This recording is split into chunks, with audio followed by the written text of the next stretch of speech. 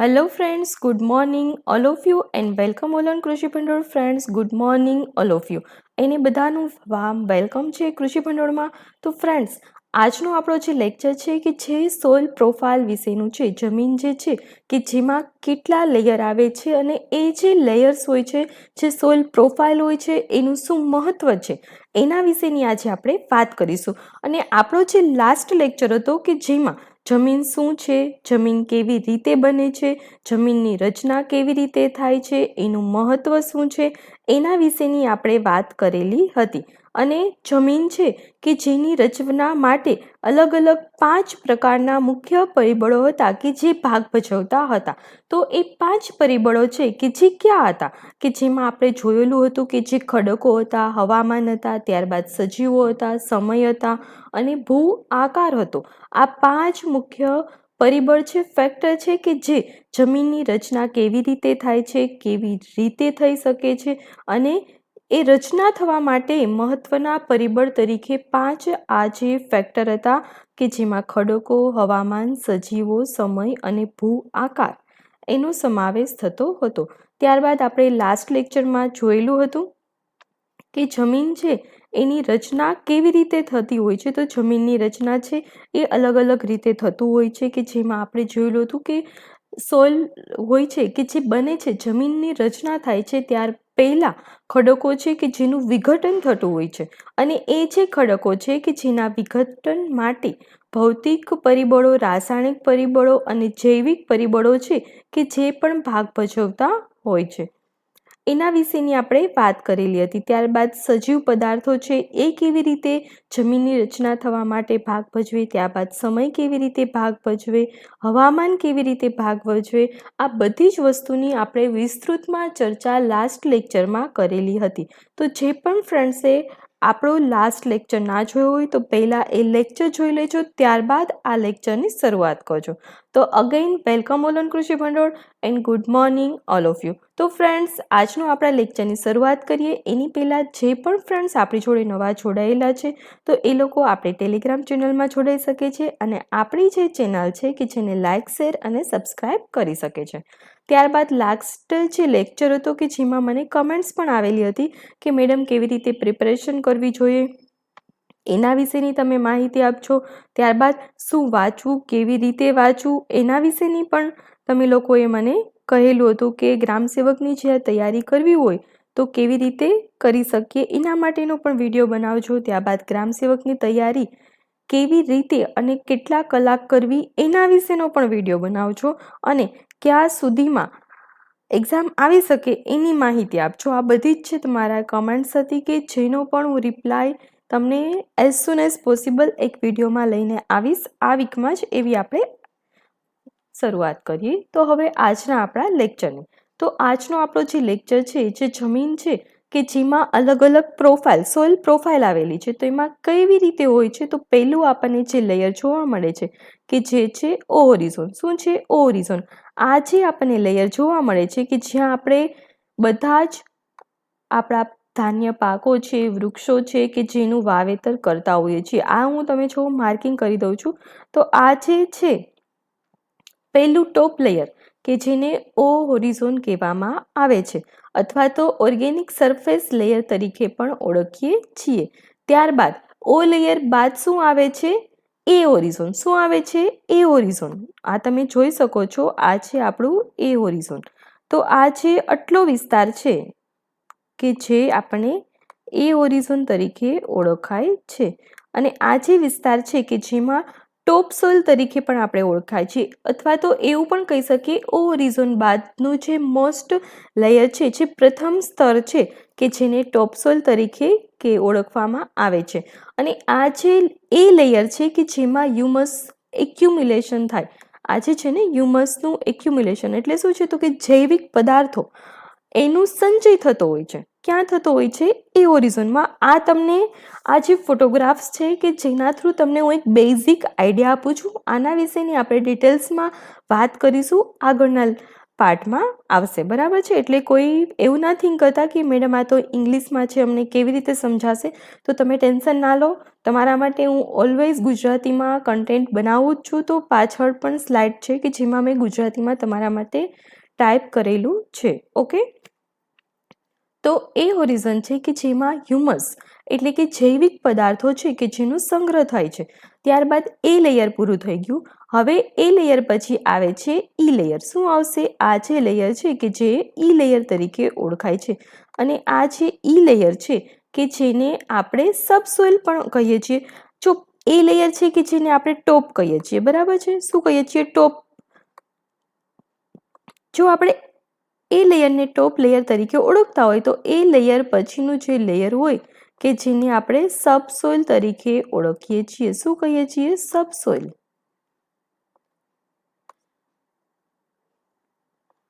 એ layer છે કે જેને ટોપ સોઇલ કહીએ છીએ. એ લેયર પછી ઈ લેયર આવે છે કે જેને આપણે સબસોઇલ તરીકે ઓળખીએ છીએ.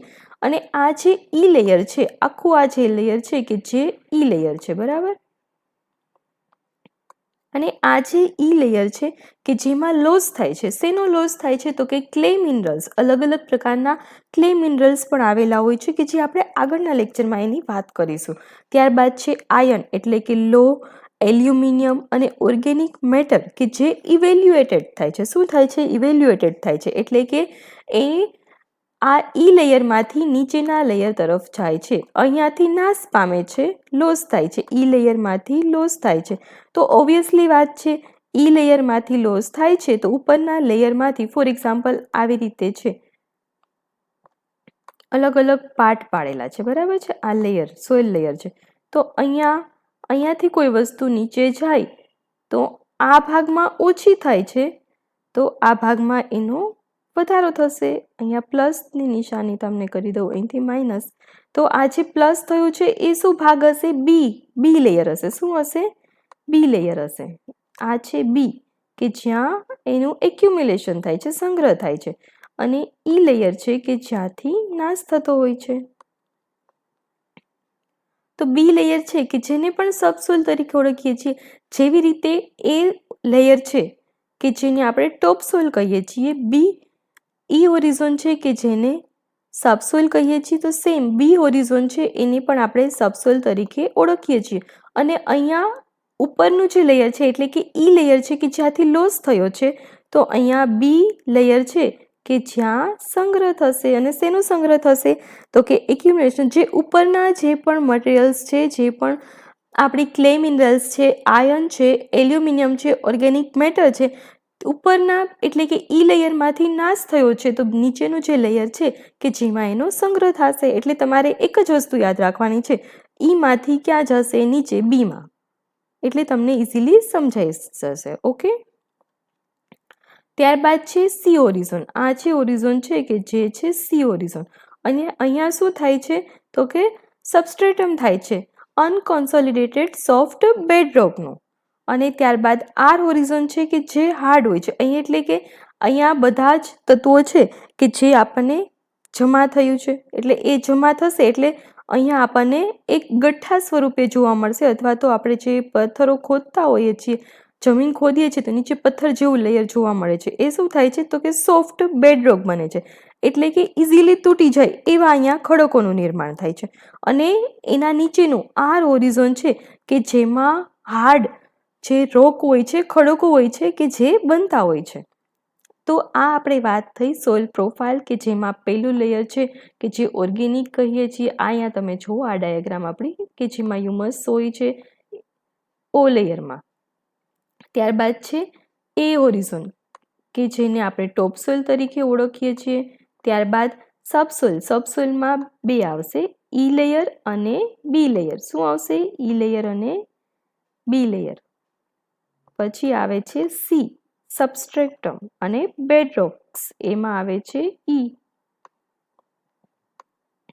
થઈ ગયું? હવે આપણે વન બાય વન બધા જ લેયર વિશેની ડિટેલ્સમાં આગળ જોઈએ.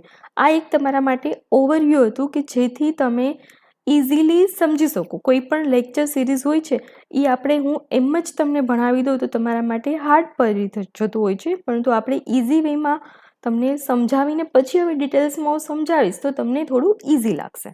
તો આપણે આગળ વાત કરીએ વન બાય વન. તો પહેલું આપણું લેયર છે ઓ હોરિઝોન અથવા તો ઓ લેયર અથવા તો ઓર્ગેનિક લેયર. તો ઓ જે લેયર છે આપણે જોયું હતું કે જે જમીનનો સૌથી ઉપરનું સ્તર છે. શું છે? જમીનનું સૌથી ઉપરનું સ્તર છે હોરિઝોન છે, કે જે આપણે જોવા મળે છે ઉપરના લેયરમાં. અને આ જે જમીનનું લેયર છે કે જ્યાં આપણે વૃક્ષો છે, પશુઓ હલનચલન કરતા હોય છે, ઝાડ ઉગતું હોય છે, ત્યારબાદ કંઈ પણ કૃષિ પાકો હોય છે કે જેનું આપણે વાવેતર કરતા હોય છે, એ બધું ક્યાં થતું હોય છે? ઓર્ગેનિક લેયરમાં, ઓ લેયરમાં. અને જંગલો હોય છે કે જ્યાં ઓ લેયર હોય છે એ સૌથી વધુ ફળદ્રુપ જોવા મળે છે. શા માટે ફળદ્રુપ જોવા મળે છે? તો કે જંગલો હોય છે એના શું હોય છે? ડાળીઓ હોય છે, પાનો હોય છે, કૂપણો હોય છે, બધું ખરી પડતું હોય છે. અને એ જે લેયર હોય છે એ નીચે પથરાઈ જતું હોય છે. તો એમાં સૌથી વધારે ઓર્ગેનિક મેટર હોય છે, હ્યુમસ હોય છે, કે જે બનતું આપણને જોવા મળે છે.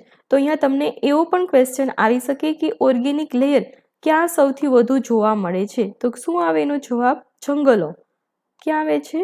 જંગલોમાં અથવા તો ફોરેસ્ટ વિસ્તાર. જંગલો અથવા તો ફોરેસ્ટ એરિયા હોય છે કે જ્યાં સૌથી ફર્ટાઇલ અથવા તો વેલ ડેવલપ્ડ ઓર્ગેનિક લેયર આપણને જોવા મળે છે. અને આની રચના કેવી થાય છે એ જોઈએ. તો આની રચના માટે સૂકા પાન, ઘાસ, અવશેષો અને હ્યુમસ કે જે જવાબદાર હોય છે. અને આ જે બધી વસ્તુ હોય છે, સૂકા પાનો, ઘાસ, અવશેષો અને હ્યુમસ, એનું જ્યારે કોહવાણ થાય છે અને એ કોહવાણ બાદ આ બધાનું શું થાય છે? કોહવાણ થાય છે અને નિર્માણ થાય છે જૈવિક પદાર્થો એટલે કે ઓર્ગેનિક મેટરનો. અને આ જે જૈવિક પદાર્થો છે કે જેની ફળદ્રુપતા ખૂબ જ વધુ આપણને જોવા મળતી હોય છે. ત્યારબાદ આપણે વાત કરીએ ઓ લેયર છે તો એના પણ બીજા બે સબ લેયર છે. એટલે કે ઓ લેયર છે એ આખું એક છે, પણ એ જે છે એ શેનું બનેલું છે? O1 અને O2 ભેગા મળીને ઓ લેયર બને છે. તો O1 લેયર હોય છે એ કેવું હોય છે? તો કે O1 લેયર છે કે જે તાજું સજીવ પદાર્થો દ્વારા નિર્મિત હોય છે.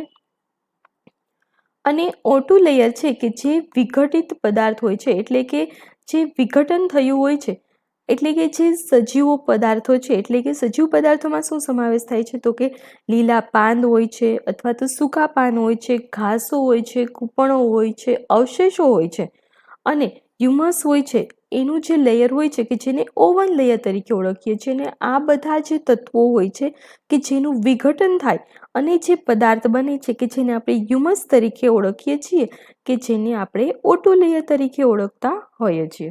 અને જમીનના એના મહત્વ, ઓર્ગેનિક લેયર છે તો એનું મહત્વ શું છે એના વિશેની જો વાત કરીએ તો ઓર્ગેનિક લેયર છે કે જે જમીનની ઉર્ધ્વતા વધે છે. શું વધે છે? જમીનની ઉર્ધ્વતા વધે છે. ત્યારબાદ સૂક્ષ્મજીવો હોય છે એની સંખ્યા વધે છે.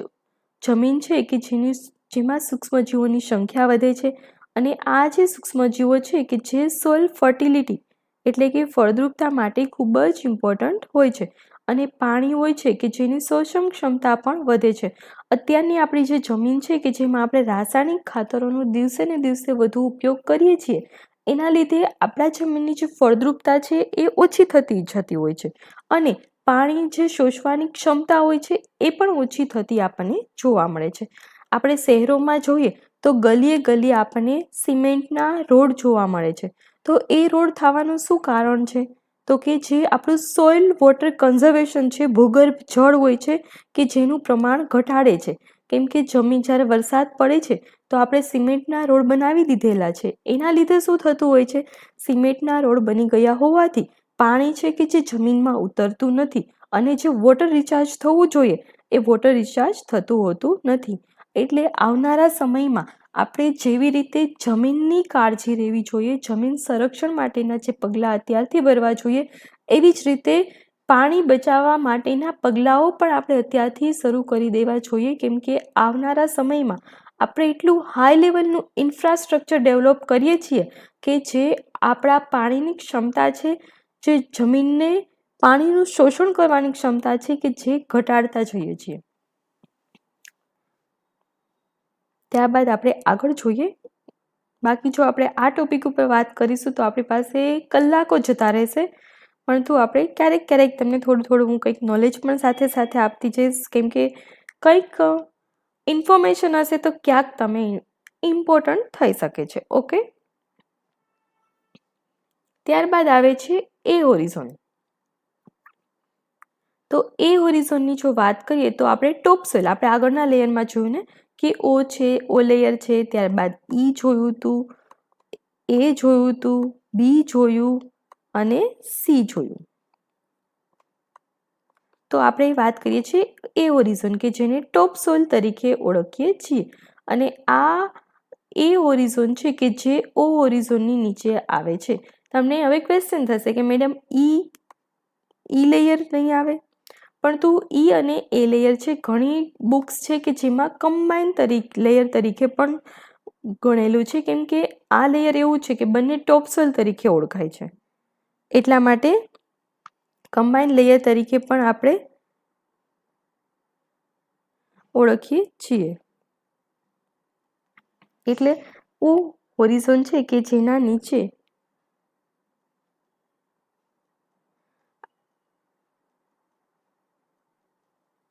ઓ હોરિઝોન છે કે જે એના નીચે એ હોરિઝોન આવે છે.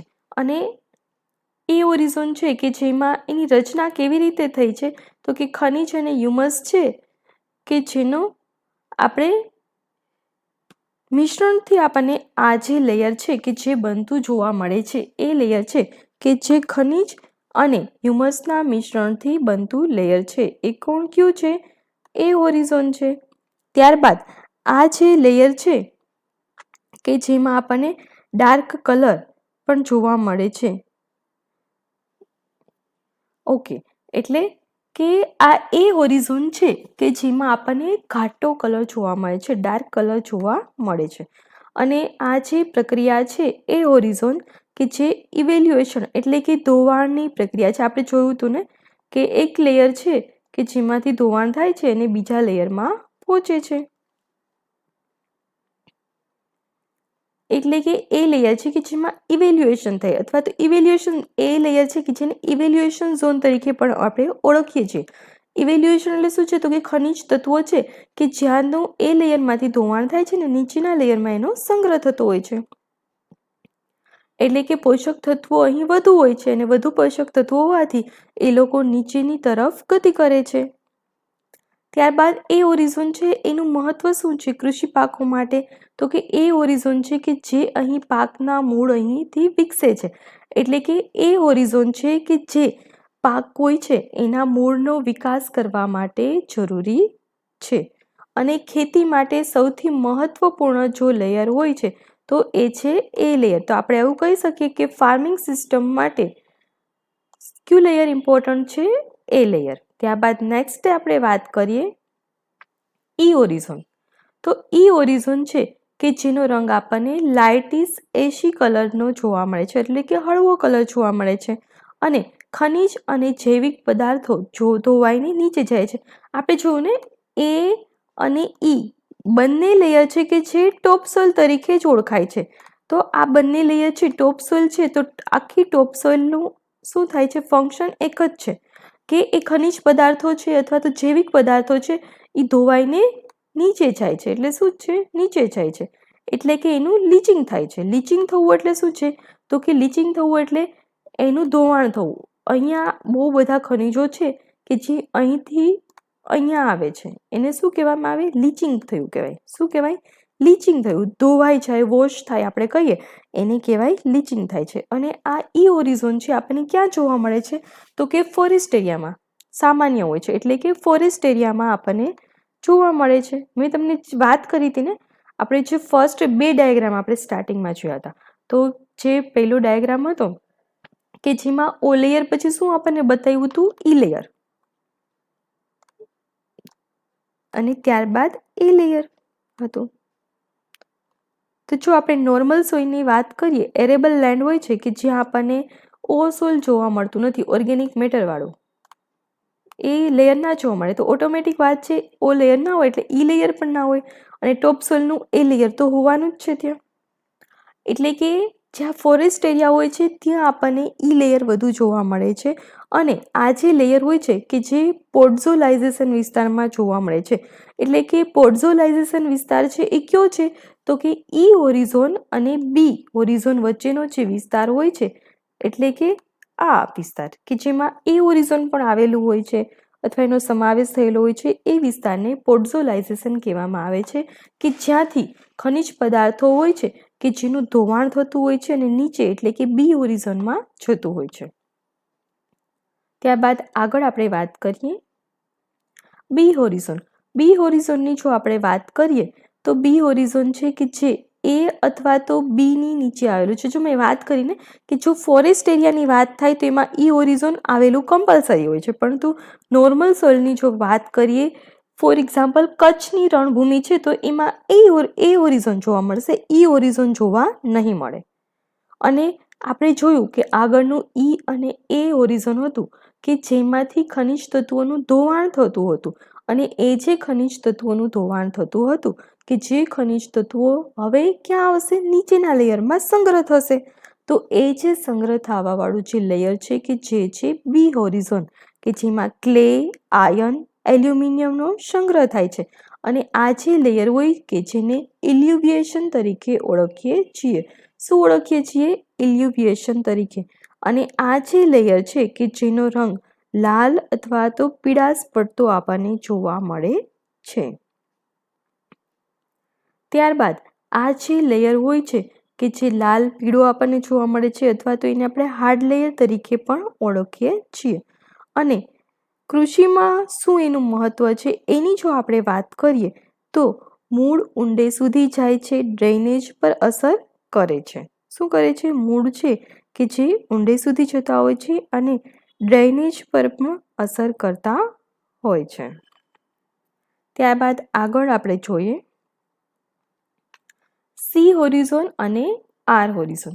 તો સી હોરિઝોન છે કે જે પેરેન્ટ મટીરિયલનું બનેલું છે કે જેમાં વિધળ રોક ફ્રેગમેન્ટ હોય છે, એટલે કે ખડકોનું નિર્માણ થતા પદાર્થો હોય છે અને આ જે લેયર હોય છે કે જેમાં ઓછા જૈવિક પદાર્થો હોય છે.